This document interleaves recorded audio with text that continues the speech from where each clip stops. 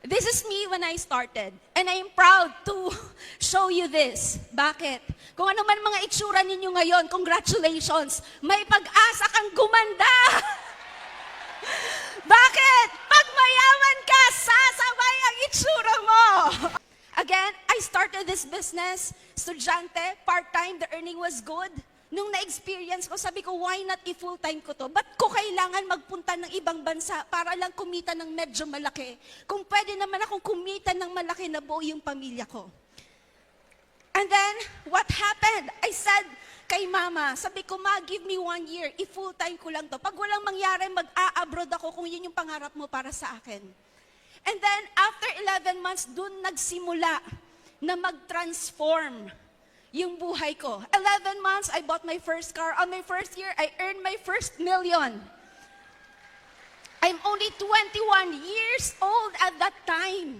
Ang laki ng give up ko, hindi ako nag-take ng board. And lahat ng yon, vision lang at first. Yes, a lot of people, may mga travel sa labas, pero tipid. Pero ang tanong, hindi sila ang subject dito. Ang subject dito, ikaw. Ano yung alam mo para kayumaman?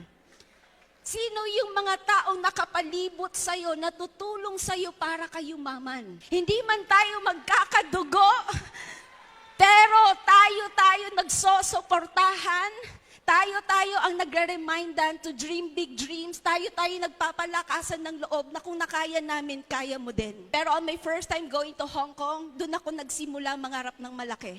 Akala ko noon, magkaroon ng bahay, ultimate pangarap na siya. Hanggang sa the age of 30, you know what? I was able to build our own house, katas po mismo ng negosyo natin. Ang motivation ko at first when I started, extra income lang, may makuhaan lang ng pamapamasahe, masaya na ako doon. Pero ano yung binalik ng kumpanya natin? The quality time that I have for my family. Kaya mong ipagsabay na kahit may pangarap kang malaki, pwede mong ipagsabay yung kumita ka ng malaki na kaya mong magkasama yung pamilya mo. And yun yung isa sa na-enjoy ko doing this business. Why? Nagsimula ako dito single, dito na ako na in love. Ang una kong kina-inlovan, guys, negosyo natin. Hindi lang sasakyan ang binigay sa akin, mga sasakyan. Binigyan ako ng bahay. Hindi lang hanggang sa isang bahay na paayos ko bahay ng mga magulang ko. Hindi to basta-basta. Kasi ang pinag-uusapan na dito is hanap yaman.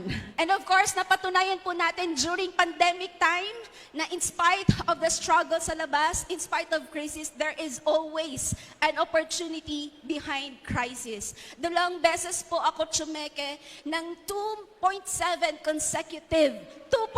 million in consecutive months. Kasagsagan po ng pandemic. And yes, full-time mom.